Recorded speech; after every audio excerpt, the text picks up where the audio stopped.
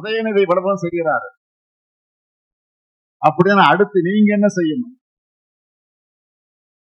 அதை பற்றி கூட உதயநிதி இங்க சொன்னார். நம்மோட லெகசிய மக்கள்கிட்ட கொண்டு போய் சேர்க்கணும். கழகத்தை வளர்க்கிற பணியில, கொள்கை விதைக்கிற பணியில ஈடுபடணும். காலையில முரசொலி படித்த பிறகு அதுல வெளியாக இருக்கக்கூடிய கட்டுரைகள், கருத்துக்கள், தலையங்கங்கள், திராவிட இயக்க பார்வைகள் எல்லாவற்றையும் உங்களால முடிஞ்ச அளவுக்கு எல்லார்கிட்டையும் கொண்டு போய் சேருங்க. அது எல்லாத்தையும் சுருக்கமா இன்றைய இளைஞர்களுக்கு புரிகிற வகையில கிரியேட்டிவா மாத்தி உங்களுக்குன்னு ஒரு ஸ்டைல பேசி எழுதி கொண்டு போங்க.